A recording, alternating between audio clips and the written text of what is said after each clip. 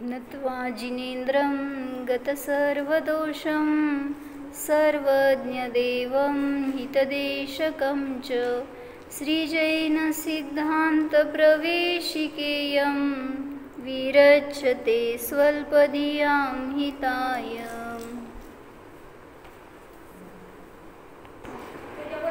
काय चाललंय? शाश्वत आनंदाची कला आहे पुस्तकामध्ये 30 नंबरचं पान आहे।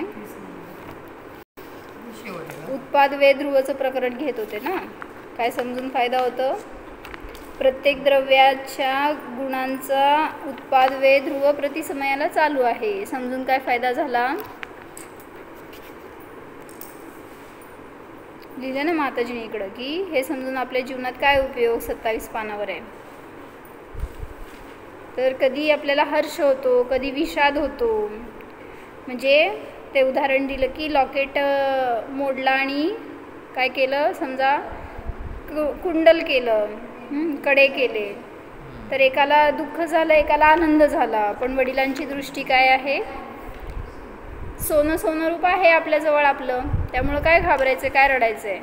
पण एकाला हर्ष झाला, एखादा विषाद झाला का? कारण त्यांनी पर्यायाकडे बघितलं आणि वडिलांनी कुठं बघितलं? ध्रुवाकडं। म्हणून असं ध्रुवाकडं दृष्टी ज्याची असेल त्याला आनंद प्राप्त होतो।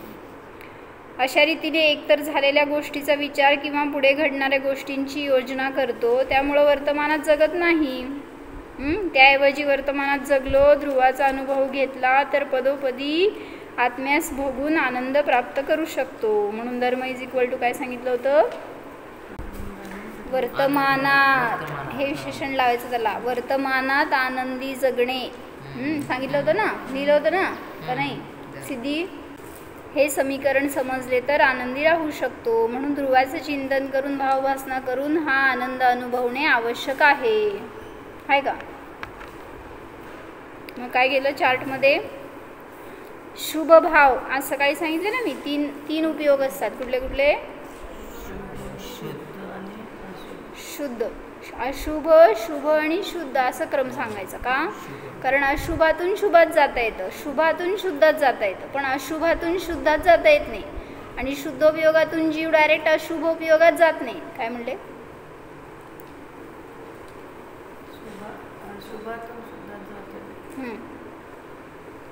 3-4 वाक्य म्हणले मी, एकच वाक्य सांगते। सांगावं काय म्हणले? 3 उपयोग आहेत ना, अशुभोपयोग, शुभोपयोग आणि शुद्धोपयोग। ठेवाण लिहा ते तुम्हाला माहित नसलं तर अशुभातून शुभात आणि शुभातून शुद्धात जाता येतं, पण अशुभातून शुद्धात जाता येत नाही आणि शुद्धातून डायरेक्ट अशुभात जात नाही। म्हणजे मी अनुभूती घेतली, जाणणार आहे, जाणीव केली, आनंद मिळाला, लगेच मला कशाय झाले, शिव्या दिल्या असं होणार नाही। शुभ भावात येतो तो जीव आणि मग तो अशुभात जाईल। किंवा अशुभोपयोगात असलेला जीव लगेच ध्यान करायला बसेल आणि अनुभूती होईल असं होणार नाही। म्हणजे काय करणार मध्ये? तर त्यांनी चार्ट कसं दाखवलंय? देवदर्शनाचा विचार म्हणजे सविकल्प चिंतन, शुभ भाव झाले। देवदर्शनाचा विचार म्हणजे कुठला विचार झाला? शुभ भाव झाला। त्याच्यानंतर शुभ भावातून शुद्ध भावात गेला। काय वाचा पुढं? मी ज्ञानानंद स्वभावी आहे, भावभासना केली, निर्विकल्प अनुभव झाला। मग त्याला म्हणायचं शुद्धोपयोग, म्हणजे शुभ भावातून शुद्ध भावात जाण्याला मार्ग आहे। मग पुन्हा भावभासना झाली, आनंद घेतला आणि पुन्हा विकल्पात आला तर पूजेचा विचार आला। म्हणजे शुभ भाव का अशुभ भाव? शुभ भाव। म्हणून शुभ भावातून शुद्ध भावात, शुद्ध भावातून शुभ भावात, असं झोका खेळतात ते मुनी। म्हणजे शुभ शुद्ध, शुभ शुद्ध असं ते परिवर्तन करतात। पण आपण काय करतो? अशुभ अशुभ, अशुभ अशुभ, अशुभ अशुभ। काय करायचं? कुठे शुभ व्हायला चान्सच नसते, ते कधीतरी कधी वर्षातनं नाही तर 6 महिन्यात एकदा शुभ म्हणजे आहे अंतर्मुहूर्तासाठी उपयोग, एका विषयावर टिकतो, परत भाव बदलतो। पण आपण परत परत काय करतो? अशुभाची रुची करतो। म्हणजे सगळीकडे फिरायचं, मग शुभ भाव कधी होणार? म्हणजे जरासं स्थिरतेने शिकलो तर शिक्षण होतं। शुभ भावातून शुद्ध भावात आणि शुद्ध भावातून शुभ भावात ये जा करा होणार तुम्हाला, कारण शुद्ध भावात जास्त वेळ टिकू शकत नाही जीव. म्हणून विकल्प आले तर शुभ भावामध्ये देवशास्त्र गुरूंचं चिंतन करेल, काय भक्ती, काहीतरी पाठांतर वगैरे करता का नाही? काय आहे पाठांतर? अदिती, एखादं स्तोत्र पाठ करा, श्लोक पाठ करा किंवा गाथा पाठ करा, असं एखादा आपल्या बुद्धीला चालना असते. नाहीतर शाळा संपल्यावर काय केलं सांगा पाठांतर? किती 10वी 12वी ग्रॅज्युएशन जाऊ दे झाल्यावर पाठांतर काय असते आपल्या बुद्धीला? मग नंतर सवय सुटत जाते. म्हणा बघू एखादी गाथा, मग त्याच्यातून आनंद मिळतो आपल्याला आणि एक विषय आपला राहतो ना. तसं 12 भावना पाठ करा, जाऊ देत लई येत नाही आपल्याला, चालते का नाही? हां, तर त्यातून उपयोग आपला शुभ राहावा, शुभातून शुद्ध जावा म्हणून. नाहीतर मग गंज चढत जातो बुद्धीला, मग असं फार नको वाटतं लक्षात ठेवायला. मग नंतर हळूहळू स्मरणशक्तीचं लूज होत जाते. तर त्या चार्टमध्ये त्यांनी काय सांगितलं, शुभ आणि शुद्ध भावामध्ये जीव ये जा करू शकतो. मग त्याच्यामध्ये तशी का लाईन दाखवली आहे असं विचारा. सगळ्याच्या मागं महाराजांचं लॉजिक असायचं. असं का दाखवलं आहे? हां, म्हणजे शुभ भाव म्हणजे व्हायब्रेशन्स आहेत, अस्थिरता आहे. मग अशुभ भाव तिथे दाखवले नाही आहेत, पण दुसऱ्या एका चार्टमध्ये दाखवले त्यांनी, तर जास्त झिगझॅग असं दाखवलं. म्हणजे हार्टचं ECG बघितलं ना, कसं असतंय? कसं तर असतंय ना वाकडं तिकडं. नाही, आम्हाला ते सरळच पाहिजे म्हटलं तर वर जावं म्हणते. म्हणजे कुठं वाकडं पाहिजे आणि कुठं सरळ पाहिजे. मग इथं धर्मामध्ये चिंतनामध्ये सरळ विचार असणार, कुठं म्हणजे अस्थिरता नाही राहत जेव्हा शुद्धोपयोगाला प्राप्त होतो हा जीव. तर शुभ, शुद्ध आणि शुभ असा प्रवास केला तर आपण वारंवार आत्म्याचा अनुभव घेऊ शकतो. वाचा श्रुती, अशा रीतीने जोरात वाचायचं, मायापर्यंत आवाज यायला पाहिजे. पुढं सर का तुम्ही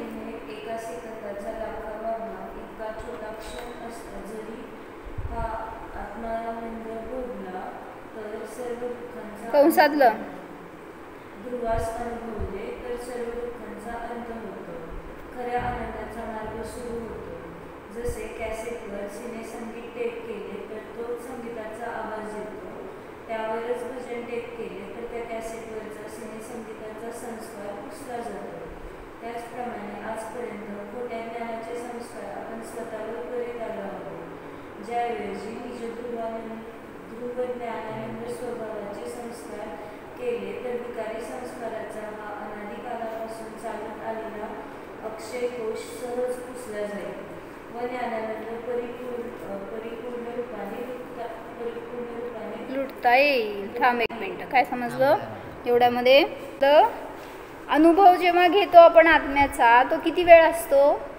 फार फार काय म्हणायचं, फ्रॅक्शन ऑफ सेकंड्स आहे. ते इतकं कमी सांगितलं ना, सेकंदाचा 1,000वा भाग इतकं जरी लहान काळामध्ये तुम्ही आत्म्याला जाणला, अनुभव केला, तरी सुद्धा तशाच क्वालिटीचा आनंद प्राप्त होतो जसा सिद्धांना असतो. जेव्हा आपण आत्म्याचा अनुभव करतो तर ती टेस्ट कशी आहे? एक साखरेचा दाणा आणि एक पोतभर साखरेचा दाणे, टेस्ट कशी आहे? म्हणजे क्वालिटी सेम आहे, क्वांटिटीमध्ये डिफरन्स असेल, त्यांना दृढता जास्त आहे, ते जास्त काळपर्यंत भोगू शकतील. पण तुम्ही जेवढा का मिळेना तेवढा आनंदसुद्धा त्यांच्या समान आहे. म्हणून हे सांगतायत की जरी एवढ्या कमी छोटा क्षण जरी आत्म्याचा अनुभव घेतला तरी अनेक दुःखांचा, म्हणजे जर तुम्ही कर्णानियोग शिकला तर तुम्हाला समजेल त्याच्यामध्ये. समजा तुम्ही इतकी कर्मांची स्थिती बांधली आहे, तर ती बांधलेली स्थिती तशीच राहते तुमच्याबरोबर, कारण परिणामांची विशुद्धीच झाली नाही आहे. त्यामुळं तेवढ्या काळपर्यंत तुम्हाला फळ भोगावं लागणार. आणि हे तर या समयाला बांधलं म्हणून इथंपर्यंत, दुसऱ्या समयाला बांधलं तर इथंपर्यंत, तिसऱ्या समयाला माझा हातवर जावं लागेल. म्हणजे असं इतका काळ तुमचं परिभ्रमण चालू राहणार. थोडक्यात आज बांधली मी 100 वर्षापर्यंत, मला दुःख भोगावं लागणार. परत 4 समयांनी मी परत असे संक्लेश परिणाम केले ना, त्याच्या पुढचे 100 वर्ष. मी एक क्वांटिटी सांगते तुम्हाला, असे किती असंख्यात वर्षपर्यंत ते कर्म आपल्याबरोबर राहतात. त्याला म्हणतात स्थिती, अनुभाग, त्याचं फळ द्यायची शक्ती. मग ते तुमच्या आत्ताच्या परिणामांवर अवलंबून असतात आणि ते तसे कर्म बांधले जातात आणि ते तुम्हाला फळ देणार. किती काळपर्यंत? असंख्यात वर्षापर्यंत. मग म्हणून म्हटलं की जेव्हा सम्यक दर्शन करतो ना हा जीव, एवढी जर स्थिती बांधली होती ना, तर तुम्ही केलेल्या सम्यक दर्शनाच्या निमित्तात जरी सम्यक्त्वाच्या सन्मुख झालाय ना, तरी सुद्धा ही स्थिती आपोआप इथपर्यंत येते. आणि मग सम्यक दर्शन प्राप्त केल्यावर तर गळत जातात सगळे कर्म. बांधायचं तर राहिलं लांबच, बांधणार तर नाहीच, पण अशी निर्जरा सहज सतत करू लागतो जीव. म्हणजे ही शक्ती फक्त परिणामात आहे, शुद्धोपयोगामध्ये आहे. बाकी किती तुम्ही व्रत उपवास करा, काय तुम्ही पूजा विधान, काय दान करा, सगळं करा, पण त्याच्याने कर्मांना नष्ट करण्याची त्याच्यामध्ये शक्ती नाही. कर्म जातील थोडे, पण तेवढेच आलेले असतात. आणि जेव्हा शुद्धोपयोग करतो तेव्हा फक्त गळती, त्याला निर्जरा म्हणतात. म्हणजे आश्रव थांबतो आणि निर्जरा सुरू होते.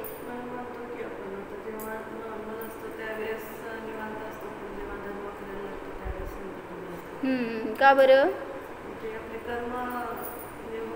उदीरणा म्हणतात त्याला. काय कळलं? जेव्हा तुम्ही धर्म करता ना, त्यावेळी जास्त संकट येतात, जास्त त्रास व्हायला लागतो. असं दुकानात अडकून पडावं लागतं. सांग तिला.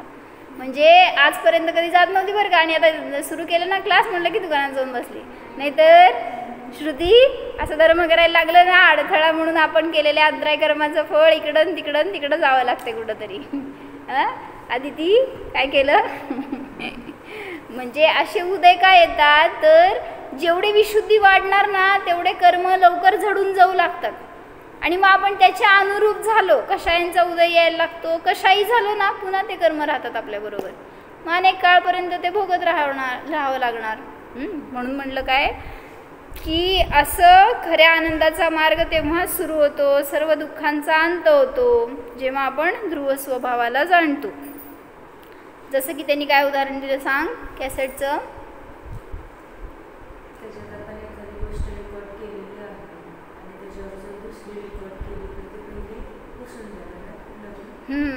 कसलं महाराजांचं डोकं भारी का नाही? म्हणजे त्या काळामध्ये काय असलं होतं का, डिलीट आणि सेव्ह आणि ऑप्शन काय होतं, पण तरी पण सगळी कला अवगत.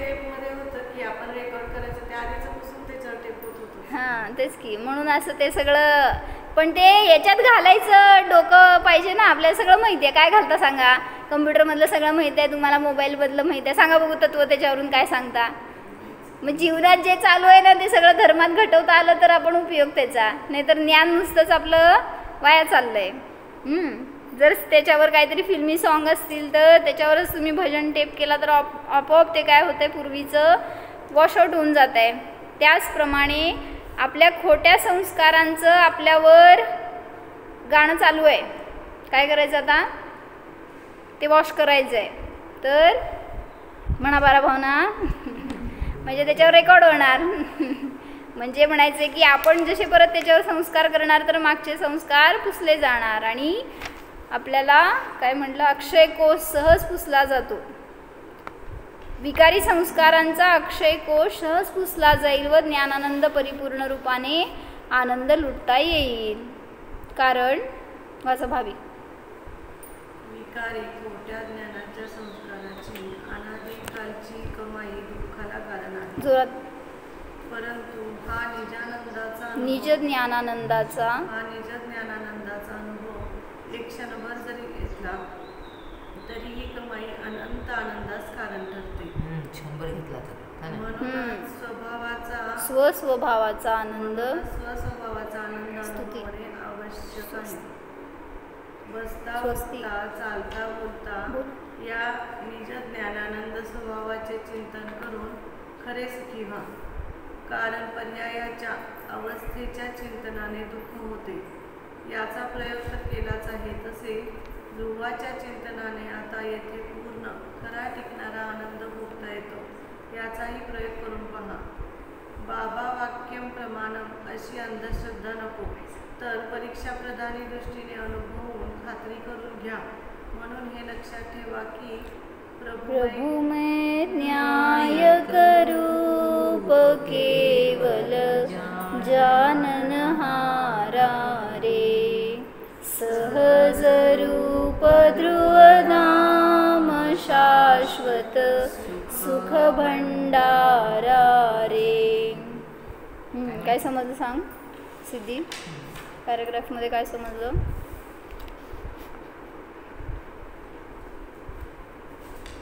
आदिती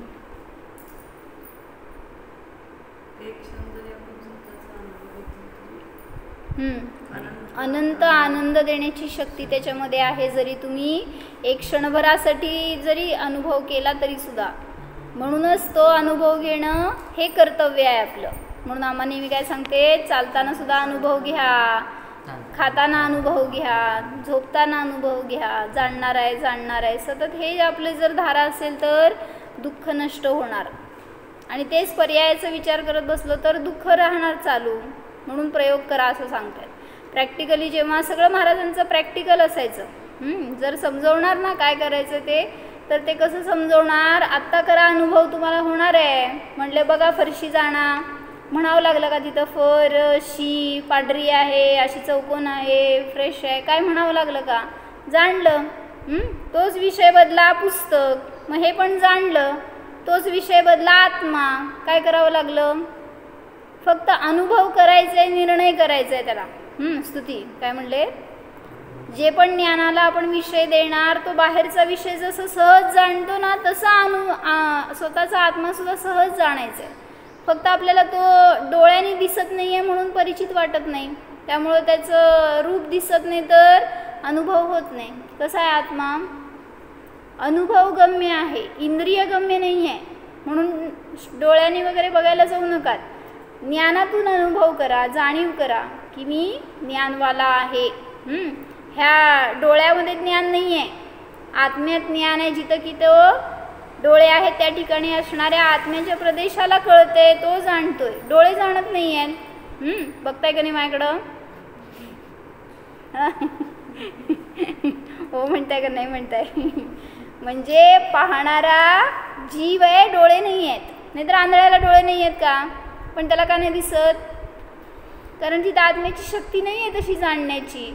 म्हणून रचना बहिरंगामध्ये सगळी तशीच्या तशी असेल पण भावी, पण ते सगळे इंद्रिय काम करतील असं इंद्रियांचं ते कार्य नाही आहे. मागं जीव आहे तिथे तो जाणण्याचं कार्य करतो. फॅन बंद करू का? असं ते पोट भरलेलं असतंय, थंडगार वारं असतंय, त्यात माझी लोरी चालूच आहे. मग काय होत आहे? डोळे वर कधी होतच नाहीत, मग आताच जातात खाली खाली. तर बाबा वाक्यम प्रमाणम काय सांगितलं? श्रद्धा ठेवणं त्याच्यावर. त्यांनी सांगितलं ते योग्यच. काय त्याची परीक्षा नाही केली, त्याचा काय आपण निर्णय नाही केला, टेस्ट करून नाही बघितली, आणि जसं आहे तसं स्वीकार, ह्याला म्हणायचं बाबा वाक्यम प्रमाणम. म्हणून घरातल्यांनी पण धर्म शिकवला तरी सुद्धा परंपरेने धर्म नाही करायचा, समजून धर्म करायचा. म्हणजे काय केलं, आमच्या घरातले नारळ फोडतात, आमच्या घरातले तिथं जाऊन नवस बोलतात, काय असेल ते, तर ते करतात म्हणून मी करणं किती बरोबर? मग ह्याला म्हणायचं अंधश्रद्धा. मग ते का करतात, कसं करायचं, कसं नाही करायचं, हे सगळं आपण समजून. जसं आमच्या घरामध्ये पूर्वीपासून प्रथा अशी होती की पद्मावती, क्षेत्रपाल वगैरे हे सगळं असायचं, पूजायचं, जाऊन परत त्याला काय नैवेद्य म्हणून सगळे फळं फुलं चढवणार, सगळं पूर्वी प्रथा होती. पण जेव्हा माताजींनी सांगितलं सगळं सिद्ध करून की हे सगळी चुकीची पद्धत आहे, त्याच्यामध्ये जीवहिंसा होते किंवा कुदेवादींना भजणं म्हणजे मिथ्यात्वाचा दोष आहे, हे देवी देवता आहेत सगळे, पद्मावती, क्षेत्रपाल वगैरे हे भगवंतांचे भक्त आहेत. मग भक्ताची जागा भगवंतांच्या जवळ असती का? बरोबर त्यांच्या लेवलला असती का? मग हे नाही माहिती होतं म्हटल्यावर सगळ्यांना आम्ही समान पूज्यता देत होतो. मग जेव्हा माताजींनी सांगितलं ना त्या समयापासून सुटलं. मग निर्णय केला का नाही का असं आम्ही म्हणत बसलो आपण की आमचे सगळे पूर्वज करत होते, मग आम्ही का नाही करायचं, करायला पाहिजे, दोष लागतो, पाप लागतंय, काहीतरी उदय भोगावे लागतात, असे विचार करून अनेक जण मागं राहिले. म्हणजे झालं असं त्यांनी सोडलं आणि त्यांना काहीतरी उदय आले की ते सोडल्यामुळं आले, असं काहीतरी तर्क लावला आणि परत धरलं. म्हणजे निर्णय आपल्याला करायचा आहे. तुम्हाला उदय येणार तर केला धर्म तरी येणार, नाही केला तरी येणार. पण धर्माने काय केलं हो त्याच्यामध्ये? विपरीत धर्म करणार, अंधश्रद्धेने करणार तर फळ भोगावं लागणार. म्हणून म्हटलं बाबा वाक्यम प्रमाणम, अशी अंधश्रद्धा नको. तर परीक्षा प्रदानी दृष्टीने अनुभवून स्वतः खात्री करा की मी जाणणारा न्याय ध्रुव शाश्वत सुखाचा भंडार आहे. वाचा दिती जोरात. कुठं? मी एक जाणणारा ध्रुव स्वभावी सुखाचा भंडार आहे. ऐकू येत नाही.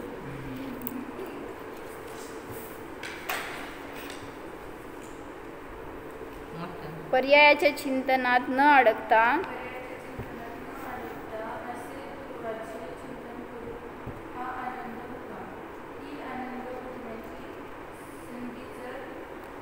दवडली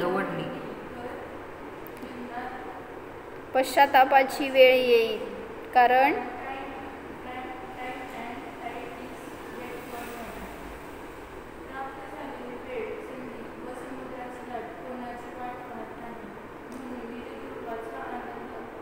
अनंत आनंद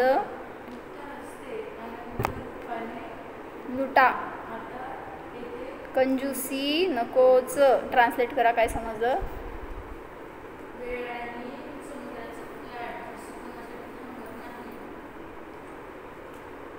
तसं तुमचं जीवन चाललंय हे पण थांबणार नाही आहे, परत मिळणार नाही आहे तुम्हाला. म्हणून जी आलेली वेळ आहे त्याचं भोग घ्या, त्याचं सार्थक करून टाका. म्हणून आनंद मिळतोय तर मुक्त हस्ते भोगा, म्हणजे भरपूर भोगा. जे वाचता ते लक्ष देऊन वाचा. माझ्यासाठी वाचू नका, तुमच्यासाठी वाचा. आणि त्याच्यातनं मला परत ट्रान्सलेट करून सांगायचं आहे. मिलन काकी वाचा. म्हणून आपले सत अस्तित्व आपल्यात मांडले तर सुख. आपली सत्ता आपल्यातच आहे, परात बिलकुल नाही. स्वसत्ता माहीत नसल्यामुळे अज्ञानाने चहा मिळाला तर सुख, चहा मिळाला तर सुख, नाहीतर दुःख. अशा रीतीने चहात सत्ता अस्तित्व मानून बसतो. काय वाचालेत बघ मा. किंवा सिल्क साडी मिळाली तर सुख, नाहीतर दुःख, म्हणजे साडीत सत्ता मानतो. किंवा मूल असेल तर सुख, नाहीतर दुःख. मुलात आपला आहेपणा अस्तित्व सत्ता मानतो. किंवा टीव्ही असेल तर सुख, नाहीतर दुःख. टीव्ही मध्ये आपली सत्ता मानतो. अशा रीतीने परात सत्ता मानतो.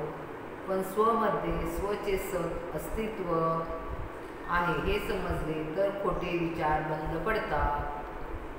मग चहा, सिल्क साडी, मूल, टीव्ही मिळो की न मिळो, सुखी दुःखी सहजच होत नाही. कारण माझी सत्ता माझ्यातच आहे, माझा आनंद माझ्यात आहे, परात नाही. काय समजलं? आपल्याला कसं सुख. थांबा जरा, त्यांना काय समजू दे मला. काय समजलं? सत्ता म्हणजे माझी सत्ता माझ्यात आहे म्हणजे आपलं एक्झिस्टन्स म्हटलं ना तिथं शब्द भावासनच करावं लागणार आहे. म्हणजे माझं अस्तित्व माझ्यामध्ये आहे, परामध्ये नाही. तर म्हणून सांगतायत की एखादी वस्तू मिळाली नाही मिळाली तर किती दुःख करतो आपण. ती वस्तू मिळायलाच पाहिजे, त्याच्या अधीन राहतो. नाहीतर मग काय काय करतो घरामध्ये, दिली नाही जर पाहिजे ती वस्तू तर कसलं मोबाईल, काय काय नवीन, मला तर नावं पण माहीत नाहीत. कशात कसलं मोबाईलचं नवीन नवीन काय म्हणायचं, सिरीज कुठली, कुठलं आहे नवीन मॉडेल, मोबाईलचं नवीन मॉडेल कुठलं आहे हो. मग ते मला पाहिजेच. ते मिळालं तर सुख, नाही तर दुःख. आता सगळे महाराजांचे शब्द बदलायचे. चहा, सिल्क साडी वगैरे, मूल. आता ठीक आहे, सगळं बाजूला ठेवायचं. आता काय घालायचं त्याच्यामध्ये, मला ते मोबाईल मिळालं तर सुख, नाहीतर दुःख. मला त्या दुबईला जायला मिळालं तर सुख, नाहीतर दुःख. म्हणजे असं आपण त्या कुठल्या तरी गोष्टीच्या अधीन राहतो. तर कशात मानली हो सत्ता. माझी सत्ता माझ्यात विसरून गेलो ना, मग तिथं त्याच्या अधीन झालो. ऐकू येते? म्हणजे माझी सत्ता, माझं अस्तित्व, माझं रूप माझ्यात आहे आणि मी काय मानतोय, परातून येतंय आनंद, किंवा त्याच्यामुळं माझं अस्तित्व आहे. तर ही सगळी मिथ्या मान्यता आहे.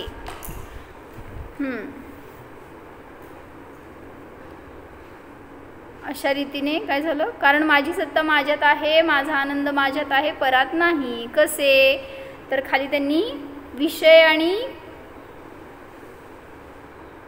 साधन असं दोन दाखवलेत. दिसतंय. विषयाला वेगळे वेगळे शब्द आहेत, माहीत नसेल तर लिहून घ्या. हे ज्ञेय म्हणा, भोग्य म्हणा, विषय म्हणा, ध्येय म्हणा, हे सगळे एकार्थवाची आहेत. लिहि. जो विषय असतो ना, ज्ञानाचा विषय त्याला ज्ञेय म्हणलं जातं, ध्यानाचा विषय ध्येय म्हणलं जातं, भोगाचा विषय भोग्य म्हणला जातो.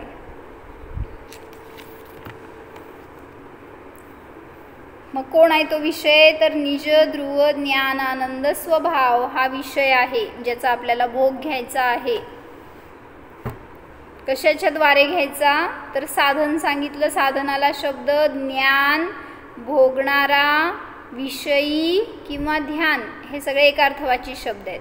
मग याच्याद्वारे कोणाचा अनुभव करू शकतो, त्या विषयाचा. काय लिहायचं आहे, सगळे विषयाचे शब्द लिहिले ते वरच्या रकान्यातले. विषय इज इक्वल टू ते सगळे ज्ञेय, भोग्य, विषय, ध्येय,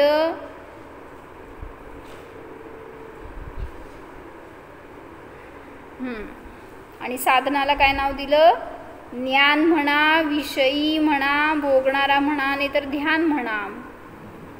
मग तो कोण आहे, तो पण आनंद, निजध्रुव ज्ञानानंद स्वभावच आहे. म्हणजे आत्म्याच्या द्वारे आत्म्याचा भोग घेतला तरच तिथं सुख आहे.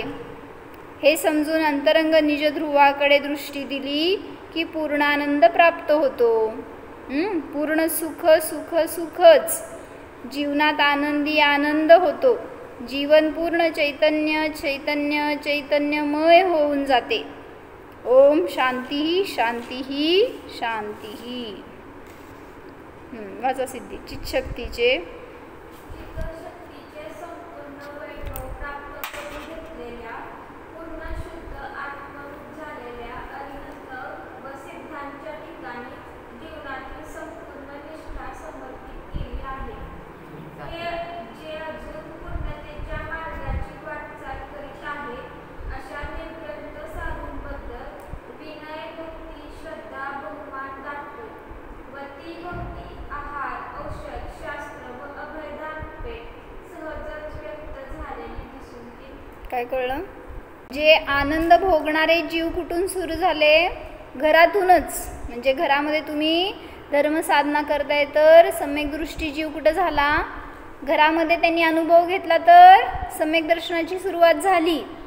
मग जे स्टेप वाईज पुढं सरकलेले आहेत ना, तर त्यांच्यामध्ये सगळ्यात श्रेष्ठ अरिहंत आणि सिद्ध, त्यांच्या आनंदाची पूर्णता झाली आहे. म्हणून सांगितलं पूर्ण शुद्ध आत्मरूप झालेले ते अरिहंत आणि सिद्ध, त्यांच्या ठिकाणी आपली निष्ठा ठेवा, त्यांच्या ठिकाणी आपलं आदर्श, एक आपलं काय म्हणायचं, आपण त्यांना शरण जावा.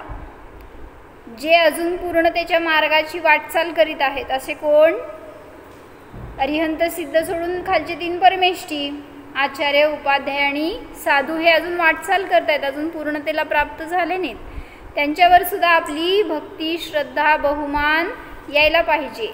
ती भक्ती 4 प्रकारच्या दान रूपाने सहज व्यक्त होते, असं त्या दुसऱ्या एका पुस्तकाचा आधार घेऊन सांगितलं आहे. कशासाठी सांगितलं हे, म्हणजे आनंद तुम्हाला पाहिजे तर, जो आनंदी झालाय, जसं धन पाहिजे तर तुम्ही काय करणार, धन कमवायचं आहे तर काय करणार, एक बिझनेस करायचा आहे मला, तर त्या बिझनेसमध्ये जो चांगला अचीव केलेला आहे ना, त्याचं मी आदर्श ठेवणार. तो काय रूल्स फॉलो करतो, तो काय कोणाशी कॉन्टॅक्ट करतो, कसं काय सगळे स्किल त्याचे काय आहेत, हे सगळं मी त्याच्याकडनं घेणार, अनुभवणार. मग तसं म्हटलं इथे तुम्हाला पूर्ण आनंद प्राप्त करायचं आहे, कोणाचं ध्येय ठेवायचं समोर, अपूर्णतेचं ध्येय ठेवला तर श्रेष्ठ पदाला प्राप्त होणार नाही. म्हणून पहिल्यांदा अरिहंत सिद्धांचं ध्येय ठेवा किंवा त्यांच्या ठिकाणी आपली निष्ठा ठेवा, आणि मग त्यांचं अनुकरण करणारे जे कोणी आचार्य, उपाध्याय आणि साधू आहेत त्यांच्या ठिकाणी भक्ती, दया, दान, पूजा, काय त्यांचं षटावश्यक सगळ्या सहज होऊन जाणार क्रिया. ओम नमः सिद्धेभ्य. लेके पहला आत्मानंद भर के अंतरंग आनंद आत्मनगरी से आया है कोई ज्ञानानंद. पिक्चरचं गाणं नाही म्हणले मी. महाराजांचे असे शब्द आहेत ते.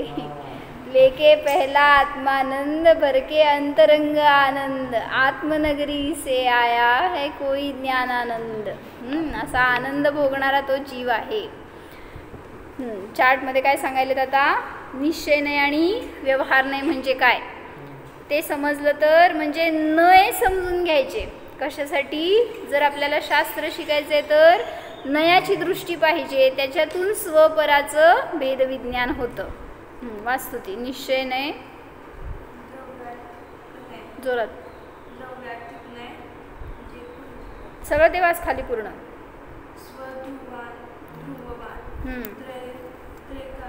शक्तीचा अभेद पिंड अनंत अनंत ज्ञान अनंत दर्शन अनंत सुख अनंत शक्ती इत्यादी कारण समयसार कारण परमात्मा न्यायक स्वभाव त्रिकाली ध्रुव निज भगवान आत्मा ध्रुव शाश्वत तत्व उपादेय तत्व आहे. म्हणजे निश्चयनेयाचा विषय कोण आहे ना. निश्चयनेयालाच नाव दिलं दुसरं द्रव्यार्थिक नाही. त्याचा विषय काय असतो? ध्रुववान विषय असतो. तर निश्चयने म्हणजे जसं आहे लिहा. निश्चयने म्हणजे रियल पॉइंट ऑफ व्ह्यू म्हणजे जसं आहे तसं वस्तूचं स्वरूप दाखवतो तो निश्चयने. लिहा मिलन काकी लिहा.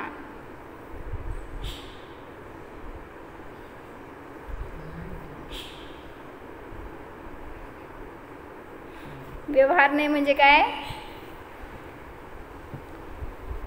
आरोपित कथन करतं. म्हणजे व्यवहार नाही म्हणतो कहो पर मानो मत. आरोपित कथन करतो. मी सांगाले इथं बसा. व्यवहार नाही म्हणजे जसं आहे तसं नाही सांगणार तर आरोप करून सांगतो. जसं साखरेचा डबा. साखरेचा असतो का डबा? नाही आहे का साखर तुमच्याकडं? डब्बा स्टीलचा असतो पण साखरेचा डबा म्हणजे साखरेने बनलाय का तो? त्याच्या आत साखर आहे म्हणून आरोप केला त्या डब्यावर साखरेचा. त्याला म्हणायचं व्यवहार नाही. म्हणजे खोटं कथन करतो. आरोपित कथन करतो तो व्यवहार नाही. आणि जसं आहे तसं कथन करतो तो निश्चय नाही. मग निश्चय नाही याला दुसरं नाव लिहा द्रव्यार्थिक नाही. व्यवहार नाही याला दुसरं नाव लिहा पर्यायार्थिक नाही.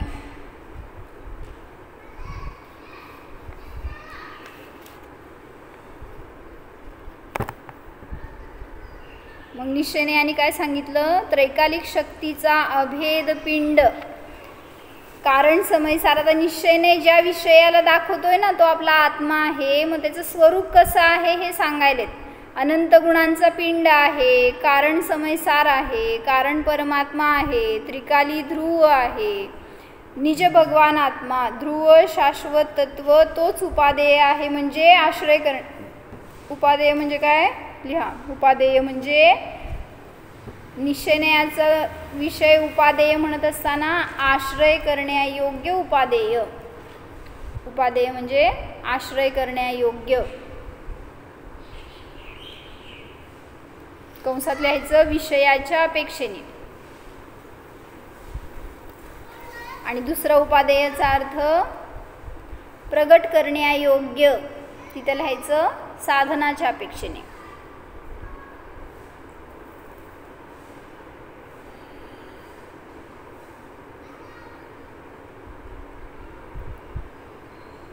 तर हे सांगितलं निश्चयनेयाचा विषय असा आहे. तो शाश्वत आहे. ध्रुव आहे. परवा आपण बघितल्यासारखं बालक तरुण वृद्ध ही अवस्था आहे. पण त्याच्यामध्ये शाश्वत ध्रुव निश्चय दृष्टी काय सांगते? ज्ञान दर्शन आनंद गुणांचा तो पिंड आहे. मग तो सगळ्या अवस्थेमध्ये जरी बालक आहे तरी ज्ञान दर्शन गुण आहेत. तरुण आहे तरी सुद्धा ज्ञान दर्शन आनंद गुण आहेत. आणि वृद्ध झाला तरी सुद्धा त्याच्यामध्ये ते ज्ञानादी गुण आहेतच. मग हे म्हणलं ह्याला म्हणायचं निश्चय दृष्टी आणि इकडच्या दृष्टीला म्हणायचं व्यवहार दृष्टी. जसं आंबा. आंब्यामध्ये काय केलं? 3 अवस्था. कैरी मग पिकलेला आंबा आणि मग सडलेला आंबा, ह्या झाल्या पर्याय. मग पर्यायामध्ये सुद्धा ध्रुव कसा आहे, ध्रुवदृष्टीने कसा आहे आंबा, कोण सांगल ते पट्टशिष्य. हां, स्पर्श रस गंध वर्ण हे गुण त्याच्यामध्ये कॉन्स्टंट आहेत, त्यामुळे ध्रुवदृष्टी दाखवती ते द्रव्य आणि गुणाला दाखवती आणि जी व्यवहारणे आहे ती पर्यायाला दाखवती. मग पर्यायाचा आश्रय घ्यायचा नाही आहे तर ध्रुवाचा आश्रय घ्यायचा आहे. व्यवहारणे काय सांगताय वाश्रुती? व्यवहारणे पर्याय, परपर्याय, परद्रव्य व परपर्याय तर 5 तर पर आहेतच, पण स्वतःचाही देव, मनुष्य, नारद, तिर्यंच, शुभ अशुभ शुद्ध पर्यायही परच आहे. पर्याय क्षणिक तत्व आहे म्हणून आश्रय करण्यास अयोग्य हेय तत्व आहे. काय समजलं? जी पण पर्याय असते ती क्षणवर्ती आहे किंवा काही काळासाठी आहे. जसं मनुष्य ही पर्याय पण काही काळासाठी आहे, पण पर्यायच आहे. मग ती पर्याय आपल्यासाठी आश्रय करण्यायोग्य नाही म्हणून शब्द वापरला हेय. ह्या शब्दाचा अर्थ काय? हेय म्हणजे त्यागण्यायोग्य.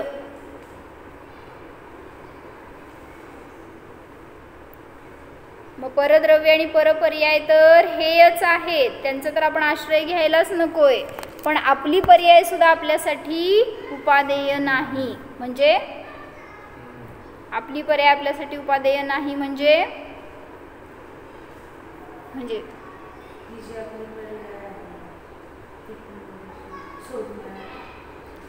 उपादेयचा अर्थ लिहिलं की काय लिहिलं? उपादेय बेटा. हां, मग हे पर्याय सुद्धा आपल्याला आश्रय करण्यायोग्य नाही, म्हणजे याच्यामध्ये सुद्धा सुख नाही. कारण पर्याय कशी असते? क्षणिक असते, आश्रय करण्यास अयोग्य असते. पुढं मातसुद्धी, हे भेदविज्ञान जाणून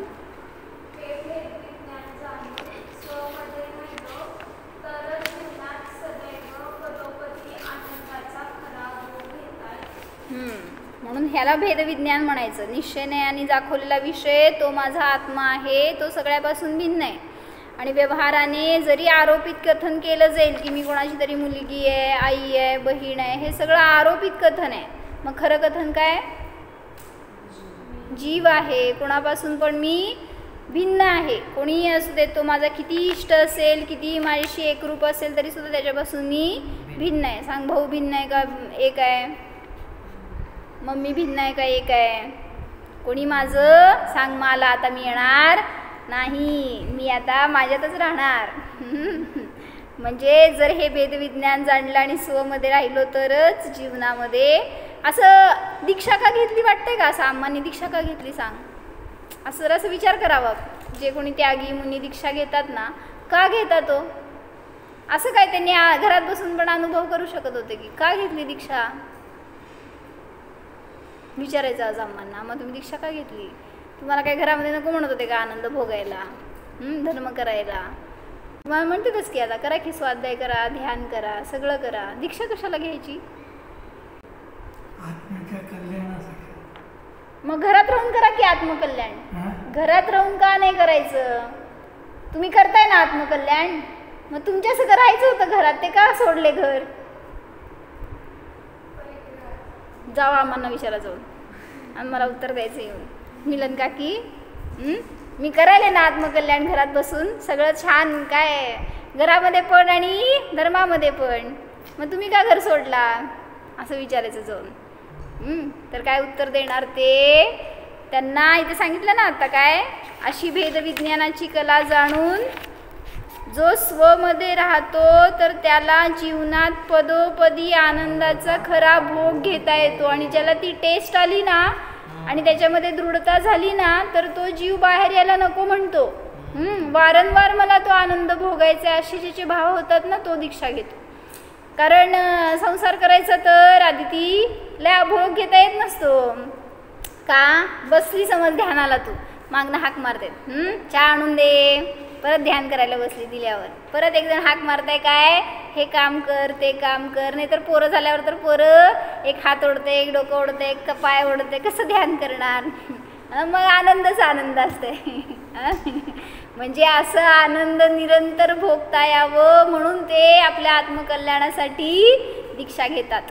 म्हणून आपण पण म्हणा की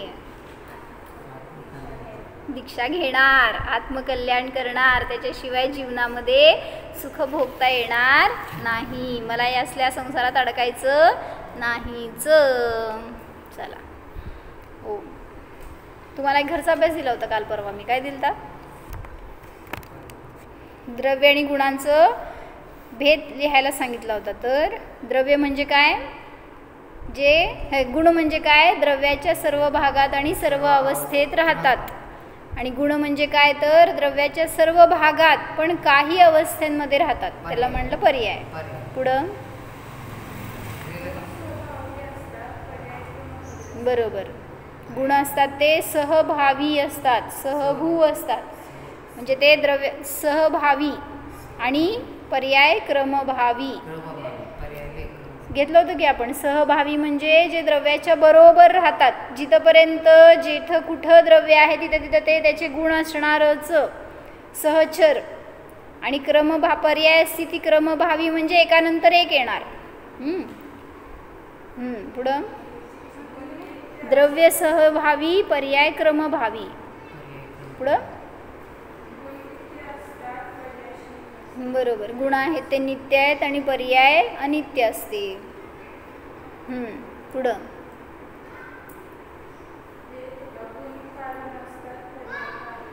गुण असतात ते कारण असतात आणि पर्याय कार्य असते. हे सगळं मम्मीचं डोकं आहे. काय आपलं डोकं घालायचं त्याच्यामध्ये. पुढं उदाहरणच ठेवा तुम्ही नुसतं. अजून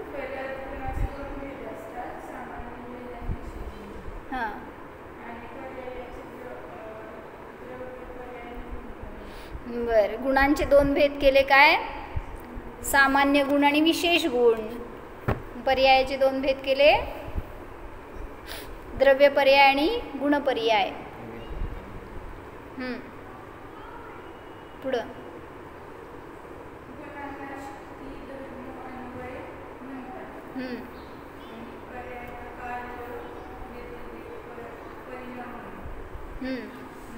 अवस्था. अवस्था पण पर्यायाला नाव आहे. हे प्रवेशिकेमध्ये वाचलं ना आपण पहिल्या दुसऱ्या क्वेश्चनमध्ये. द्रव्याला हे गुणाला काय म्हणतात, शक्ती, अंश, गुण. काय काय काय गुण, गुणाचं लिहिलं का, काय काय लिहिलं सांग. धर्म, शक्ती. आणि अन्वय म्हणतात गुणाला, अन्वय लिहि. आणि पर्यायाला काय म्हणलं, व्यतिरेक, कार्य, परिणमन, विकार. हे सगळे अवस्था, हे सगळे पर्यायाची नाव आहेत. गुणांचं उदाहरण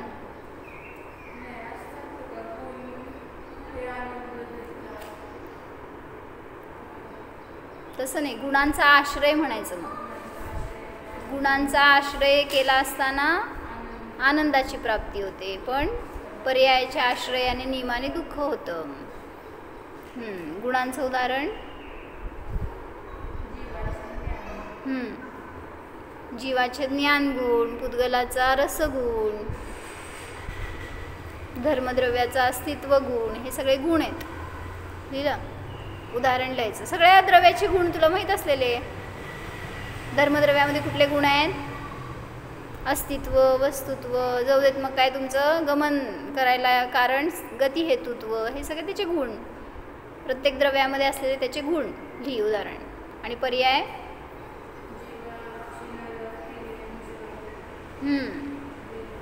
जीवाची ज्ञानगुणाची पर्याय म्हटलं तर अल्पज्ञान, मतिज्ञान हे पर्याय आहे. किंवा चारित्र गुणाची पर्याय म्हटलं तर राग, द्वेष, क्रोध, मान, माया, लोभ. हे सगळे पर्याय आहेत. मग पर्याय असते ती क्षणिक असते, बदलणारी असते. ती त्याचा आश्रय केला असताना दुःखाची प्राप्ती होते. अजून झालं? मग आता हे अभ्यास करणारच नाही काय? मग तुम्हाला दुसरा अभ्यास द्यायचा. आज काय द्यायचं? आजचा टॉपिक समजलंय ना, त्याच्यावर आज अभ्यास करू आपण. चार्ट नंबर 11 आहे, ते वाचून यायचं आणि मला सांगायचं उद्या. ह्याच्यात नाही आहे. न्यायदीपिकेचं पुस्तक आहे. हो जाणा. स्वतःचा शुद्ध आत्मा जाणा.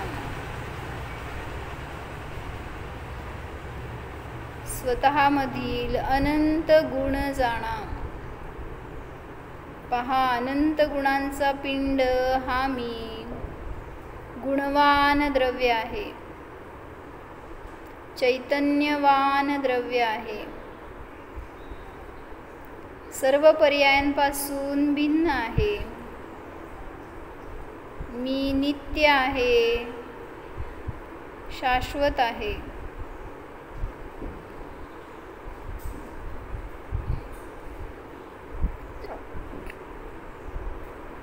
हा माझा आत्माच माझ्यासाठी ज्ञेय आहे, ध्येय आहे, अनुभाव्य आहे. आनंद स्वरूपोहम.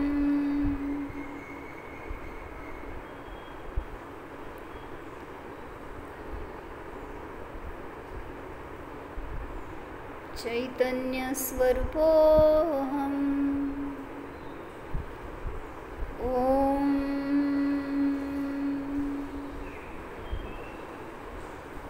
विसर्जन.